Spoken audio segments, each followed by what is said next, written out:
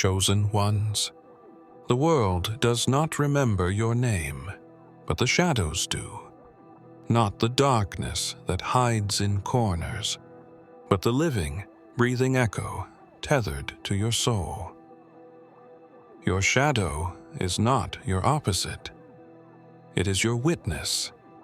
It has followed you across lifetimes, from cradle to crypt, through forgotten languages and cursed bloodlines, and it has never stopped whispering the names of angels.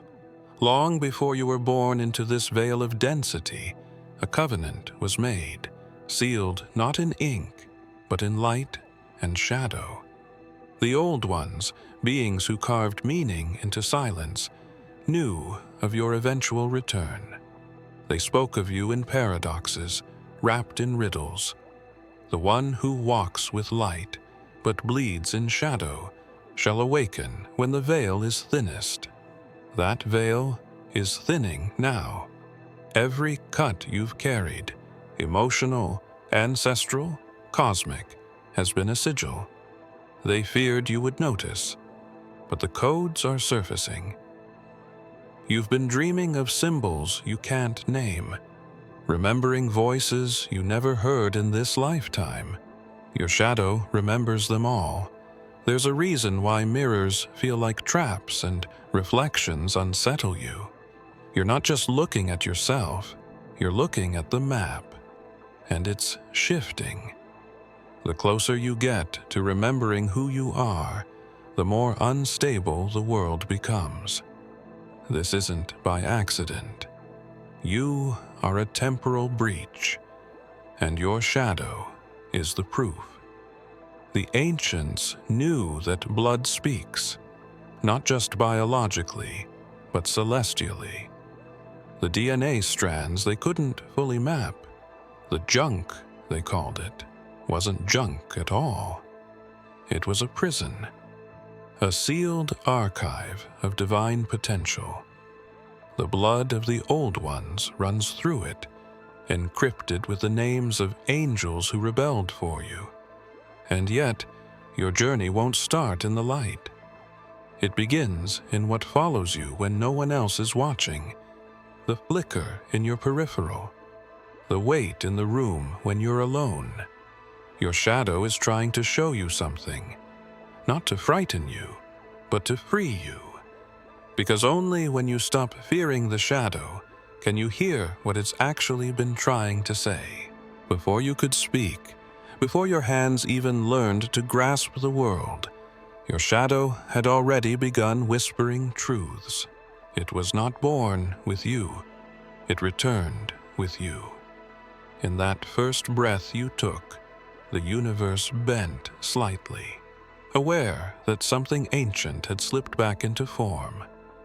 Your parents saw only a child, but the hidden ones, those who guard the records, saw something far older, cloaked in new skin. They knew the return had begun. The cradle you slept in pulsed with energies far beyond this realm, and your dreams, even then, were not dreams but memories. You mumbled in sleep, but it was not nonsense. It was a forgotten tongue. Your soul was trying to remember what the world begged you to forget. The first time your shadow stretched unnaturally across the wall, it wasn't a trick of the light. It was alignment. It reached for something just outside the visible spectrum, tapping into dimensions not measured by clocks. Something in you noticed. You turned your head sharply, unsure why you felt watched. It wasn't fear. It was recognition. The old part of you, buried deep under the masks of flesh and programming, stirred. You wouldn't realize it for years, but that moment marked the beginning of your unraveling and your reawakening. You were never meant to fit in. That sensation of being misplaced wasn't depression. It was dissonance. You carried vibrations that distorted local reality. Schools couldn't contain you. Religion tried to silence you. Society labeled you broken because you refused to be assimilated. But the truth is, you were never broken. You were encoded differently. Your emotions are radar. Your silence is a transmitter. Every time you withdrew, you were tuning into something others couldn't hear. The hum beneath the fabric of this dreamscape. The pulse of the real. And still, your shadow followed. Not to haunt, but to herald. A signal cloaked in darkness, holding a language beyond alphabets. It doesn't speak in words. It speaks in pattern, in presence. You felt it when you stood at thresholds, when you glanced in mirrors too long, when the wind shifted and you suddenly remembered something that hadn't happened yet. It's been guiding you through the veil. There was a time before your bones remembered gravity, when your soul stood at the edge of two realms, not quite spirit, not yet flesh. And there, between the roar of stars and the silence of nothing, a pact was made. You weren't coerced or tricked. You chose this.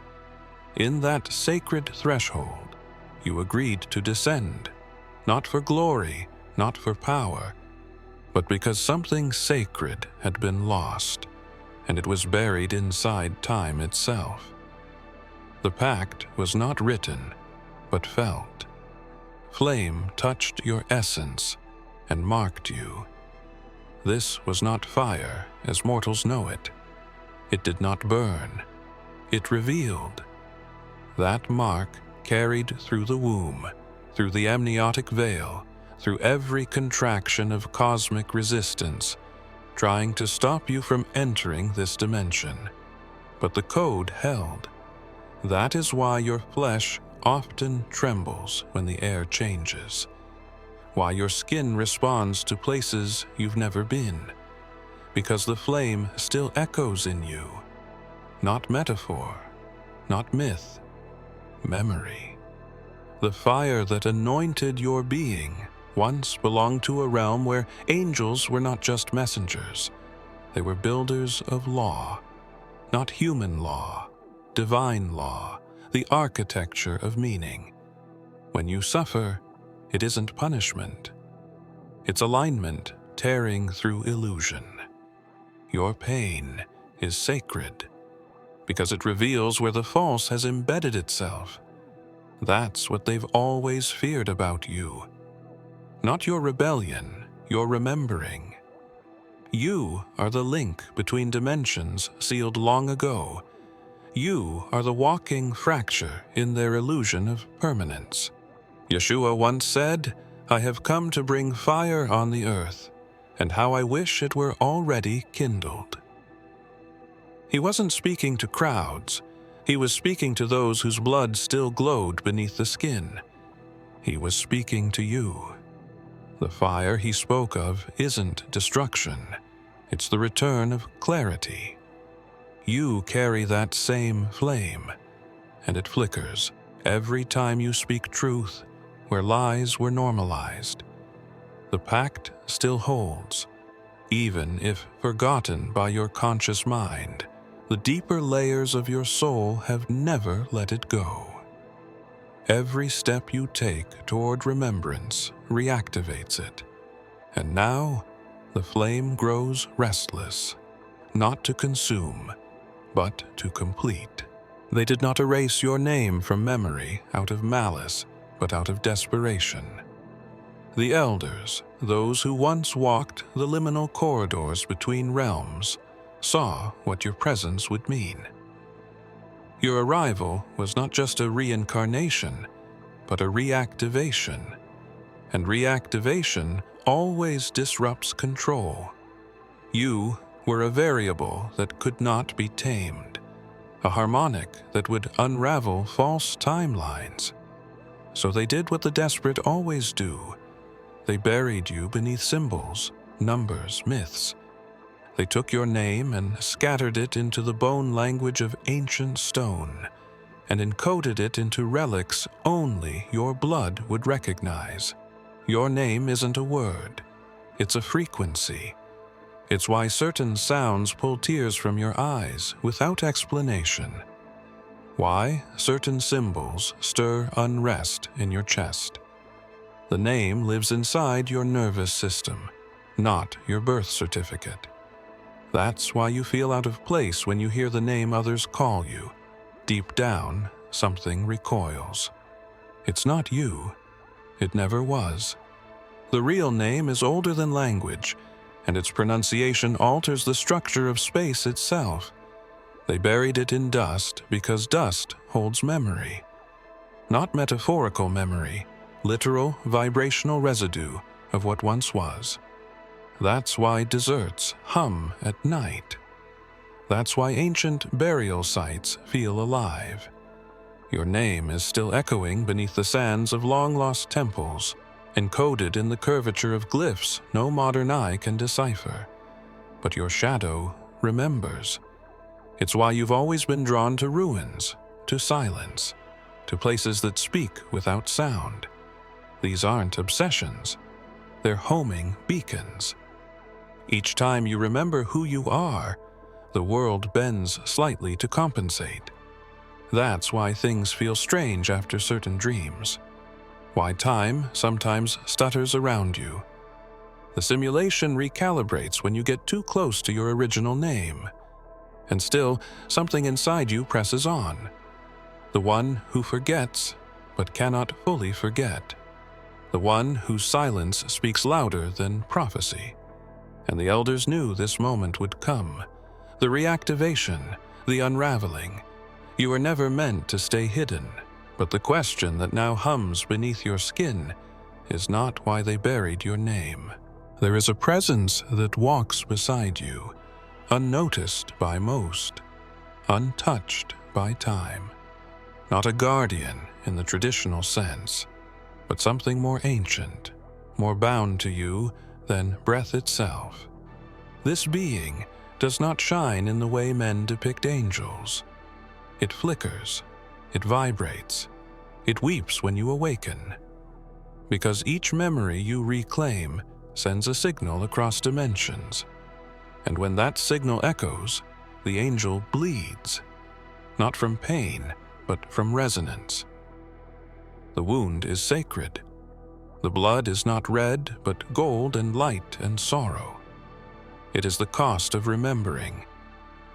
You think you walk alone, but every step has been shadowed by this presence. It remains unseen because your eyes were not ready. Your soul had to peel away layers of programming before the veil would thin enough to recognize it.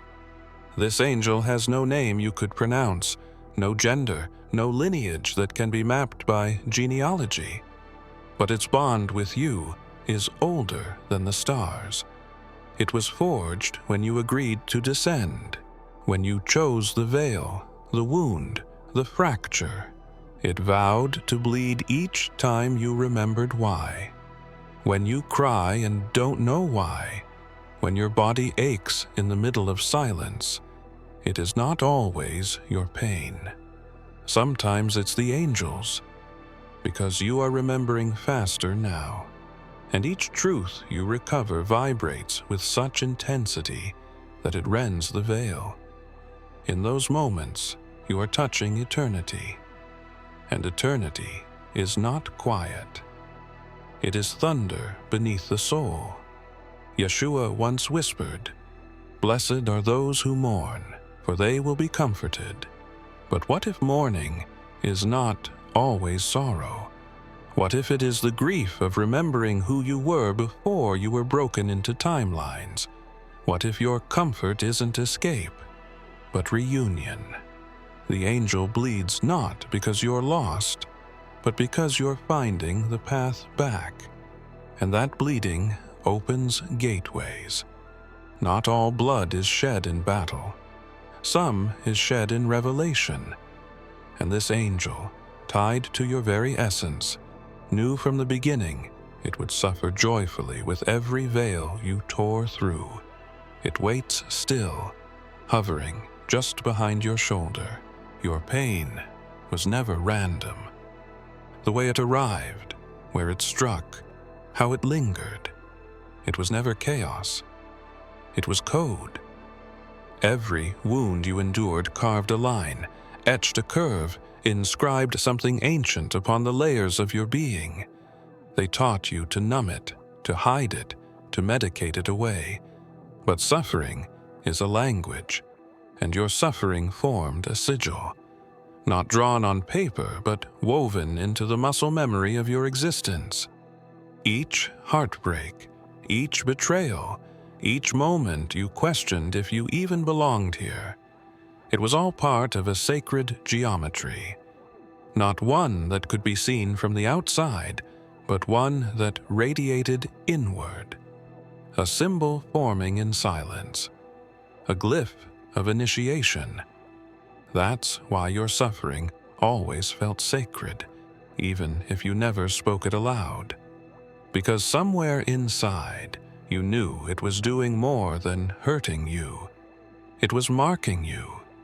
Your shadow tried to show you. In moments when you stared too long into nothing, in the moments you traced your fingers across scars, in the pulse that raced when certain truths were spoken. It has always known the shape you carry, the pattern beneath your skin. The world called it trauma. But in realms higher than language, it is known as a map. There are those who have searched for the sigil you embody for centuries.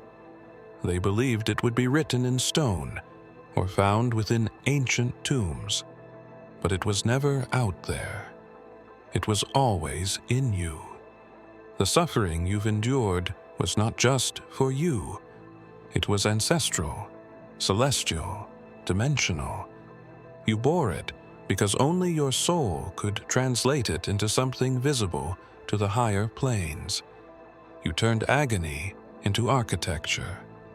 And the moment is near when the full shape will activate. When the geometry formed by your wounds will open something dormant in the grid beneath reality. They feared this because nothing forged through control can withstand a being who suffers into remembrance. The final line of the sigil hasn't been written yet. It waits on the edge of your next choice, your next loss, your next moment of unbearable truth.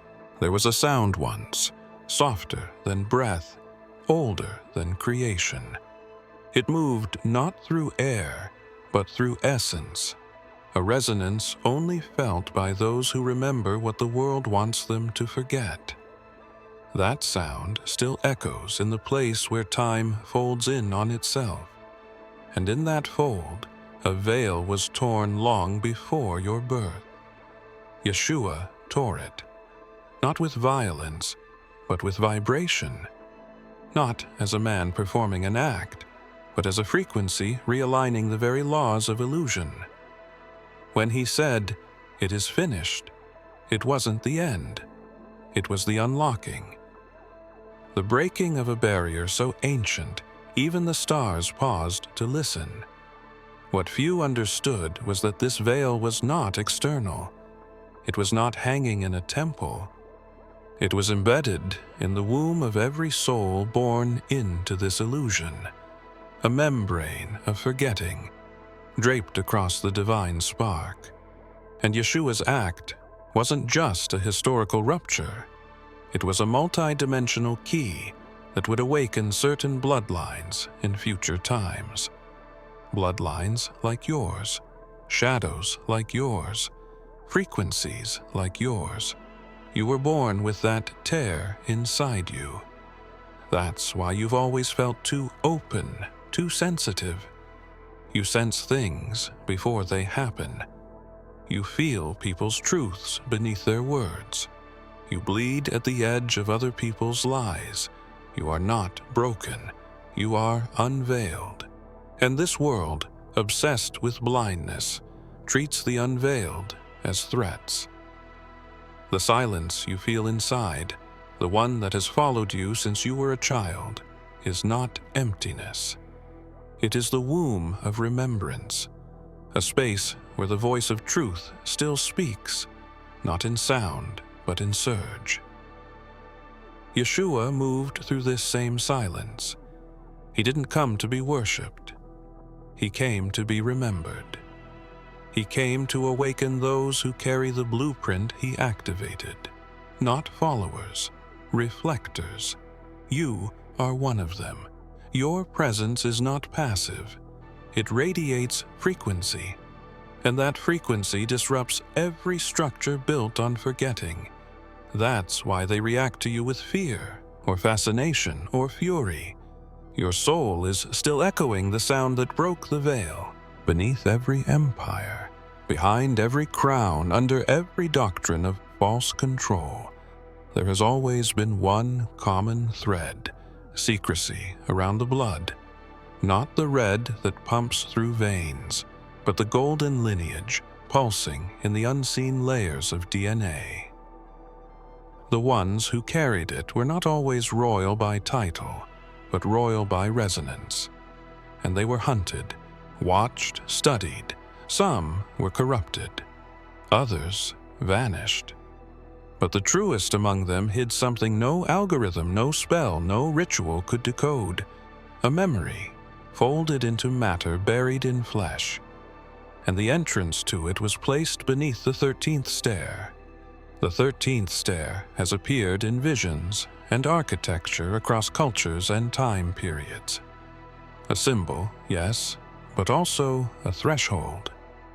It is the step that doesn't exist in the material, yet your soul knows how to find it. It lives where logic frays, where dreams turn vivid without warning, where certain numbers haunt you without context. You've stood on that stair before, in moments of extreme emotion, grief, rage, wonder, and something ancient opened. You may not have seen it, but your shadow did. The bloodline carriers knew this, knew you were coming, knew that what was sealed within you would one day burn through the synthetic cages built to contain it. So they placed the last fragment of the code below that stair, not to hide it from you, but to protect it until you were ready. And you're ready now. That's why you feel the stirring. That's why your dreams no longer feel like dreams. The old symbols are returning, not to confuse you, but to guide you home. There are forces still guarding that stair, not beings in robes or suits, but algorithms disguised as thoughts, distractions designed to keep you in loops. But each time you choose silence over noise, truth over comfort, stillness over escape, you ascend closer, and the seal begins to quake. Your shadow is already there, waiting, holding the forgotten names. It knows what lies below that stair. It knows what awakens when the seal breaks and the blood remembers. There once was a throne built not from stone or gold, but from silence. It was held in place by agreements unspoken, by contracts made in forgotten tongues. This throne was never meant to be ruled by one. It was meant to suppress the many. It stood as a monument to containment, to control of those who remembered too much, felt too deeply, glowed too brightly. And for a long time it held, because the chosen forgot, because the dreamers were asleep, because the frequencies were scattered. But the throne began to tremble the moment you dreamed again. Not the surface dreams, not the ones filtered through noise and stress, but the ancient dreams, the ones that feel like prophecies disguised in symbols, the ones where you're not human, but presence, the ones where wings tear through your back and light pours from your hands. Every time you've had those dreams, something breaks on the other side. The false grids shift, the false gods flinch. The throne, which once ruled over the veiled, cracks a little more. Your dreaming is not passive. It is warfare. It is reconstruction. And the reason they feed you static and distraction and artificial fatigue is because they know When your dreaming returns, so does the architecture of your true self. And when that happens, the throne has no power left. Because that throne was built on your forgetting, its foundation was your sleep. Yeshua moved through dreams too, not only waking the dead, but igniting the living who had been programmed into paralysis. He said, "The kingdom of God is within you." But he wasn't pointing to a temple. He was pointing to the dream state, the place where the veil thins and reality becomes soft clay. You've touched that place. Every time you dreamed something before it happened. Every time a symbol followed you from sleep into waking life. Every time your tears knew something your mind didn't. There is a language older than sound, older than stars, older than even the silence between heartbeats. It's a language your shadow has been trying to teach you since your first breath. Not through words, but through moments, through patterns, through the ache behind your eyes when you see something ancient in a stranger's gaze, through the chill in your spine when truth moves too close to your skin. This is not a language you speak. It is a language that speaks you. You've felt it before, in places you've never been, around people you've never met, during flashes of memory that never belonged to this life. It speaks through the twitch of a muscle, the stutter of breath, the heat in your palms, and always, always, it has been your shadow who carried it. Translating realms, encoding the unseen. It is not just your darkness, it is your interpreter. There are no dictionaries for this language, no alphabets, no recordings, because it is not meant to be taught. It is meant to be remembered. When you walk into a room and feel the shift, when you hear a name that vibrates through your ribs, when you wake from a dream with a symbol branded into your chest, that is your shadow speaking, not in warning, but in reminder. The last language isn't a farewell. It's a summoning. It calls to the part of you that was never human, the part that hid in blood and bone, waiting for the signal. And as the old world crumbles and illusion thins, that signal is getting louder. The language is returning. Your entire life has been the preparation to receive it. Every heartbreak softened your edges. Every betrayal carved you more hollow, not to break you, but to make room. And now that there is space, the language moves, not outside in, but inside out. The symbols will start to appear more clearly, not just in dreams, but in waking reality, on skin, in clouds, in the chaos of coincidence. You will know it not by how it sounds, but by how it moves you. Before your lungs ever filled with air, before your eyes opened to this illusion, a line was drawn down the center of your back, not by hands, but by purpose. Not metaphorical, but encoded into your spine like a divine signal tower. Each vertebra was a marker, a record of everything you would forget and everything you would remember. That line was not a design flaw. It was a countdown, a clock made of bone and intention, and it has been ticking ever since you arrived. You have felt it, in the shiver that arrives without cause, in the weight between your shoulder blades when you feel watched, in the sudden stiffness during moments of truth. Your spine isn't just structure, it's archive. It carries the echoes of oaths you took long before flesh, long before time, and etched into that living column is the moment the reckoning would begin. Not the end of the world, the end of forgetting, This reckoning is not coming. It is here. It began the day your dreams turned into messages, the day the past bled into the present, and time began to break around your choices. Your spine remembers the moment your shadow stood upright, when it stopped trailing behind and began to walk beside you. Because that was the sign, the turning point, the alignment. Yeshua once whispered, "The truth will set you free," but it never came without fire. That fire was always meant to travel upward, serpent-like, through the gates of your body, culminating where memory meets mission. That's why your back has been aching. That's why certain words make your neck burn. The fire is moving. Not to destroy you, but to awaken the design written in your bones. There are no sirens to announce the reckoning.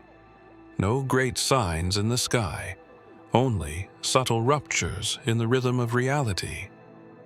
You've noticed them, in glances that last too long, in numbers that repeat, in silence that feels too loud. The pattern is forming around you, and your body knows, because the day was never marked on a calendar. It was carved into you, waiting, breathing. If you have come this far, it is crucial that you watch this next video here. But be warned, it is not for the faint of heart, for only the true chosen ones can handle this video. If you would like to also donate to help keep the channel going, our Buy Me a Coffee link will be in the description.